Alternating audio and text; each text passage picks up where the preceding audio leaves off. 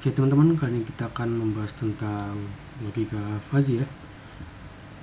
Yang pertama, logika fuzzy ditemukan oleh dan dikembangkan oleh Lotfi Azadeh melalui tulisannya pada tahun 1965 tentang teori himpunan fuzzy. Zadeh adalah seorang ilmuwan Amerika Serikat berkebangsaan Iran dari Universitas California di Berkeley.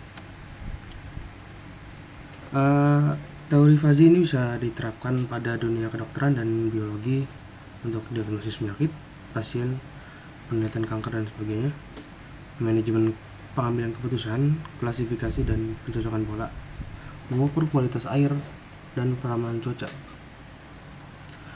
Logika fuzzy diterapkan untuk masalah tentang ketidakpastian ya. Jadi misalkan ada dua buah kondisi yang tidak pasti, itu kita bisa terapkan logika fuzzy di dalamnya. Dan juga logika fuzzy bisa dapat menjembatani bahasa mesin yang presisi dengan bahasa manusia. Bisa digunakan untuk artificial intelligence. Logika fuzzy dikembangkan berdasarkan bahasa manusia. Jadi ini ilustrasinya. Yang pertama, seorang ini presisi dan kedua signifikan. Yang presisi dia menyebutkan, awas ada besi seberat 1500 kilo ingin menabrakmu dengan kecepatan 45. Ini tidak efektif jika dilakukan di dunia nyata ya.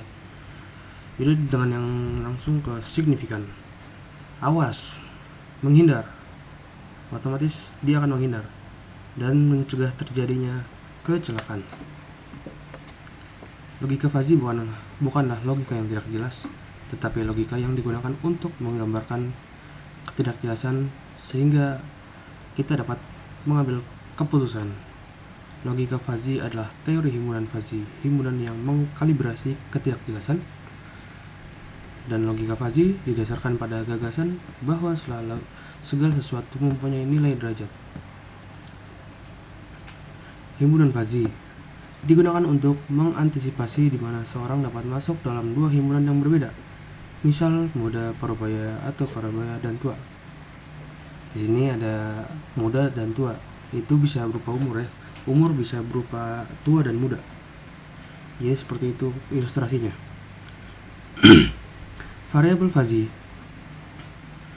fitur yang disajikan basis dalam suatu sistem penilaian fuzzy. Contoh umur, suhu, berat badan, tinggi badan, dan sebagainya. Bagi contoh yang tadi, umur bisa berupa muda dan tua.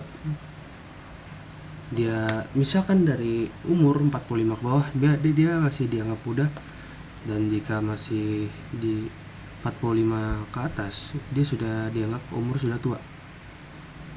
Dan begitu pula suhu, seperti di gambar, jika kondisi 15 derajat naik ke 20 derajat berarti dia panas. Jika 20 menurun ke 15, dia turun. Himpunan fuzzy memiliki dua atribut, yaitu linguistik, penamaan suatu grup yang mewakili suatu kondisi, numeris, ukuran seperti 30 sampai seterusnya. Himpunan semesta adalah keseluruhan nilai yang dioperasikan dalam suatu variabel fuzzy. Contohnya seperti tadi ya. Fungsi keanggotaan adalah suatu kurva yang menunjukkan pemetaan titik-titik input data sumbu X pada nilai keanggotaannya. Sering juga disebut dengan derajat keanggotaan. Fuzzy menggunakan pendekatan fungsi linear naik, turun, segitiga, trapesium, sigmoid, pi, beta, Gauss. Fungsi linear naik dan turun berupa suatu garis. Oke, ini kita skip saja ya, langsung. Istilah-istilah di dalam teori fuzzy ada fuzzification, definisi dari himpunan fuzzy, dan penentuan derajat dari Cripps input, inferensi, evaluasi kaidah aturan role fuzzy, komposisi, agresi, atau kombinasi. Diffusification, penghitungan Cripps output. Oke teman-teman, itu saja pembahasan tentang logika fuzzy kali ini. Kurang lebihnya mohon maaf. Terima kasih. Selamat malam.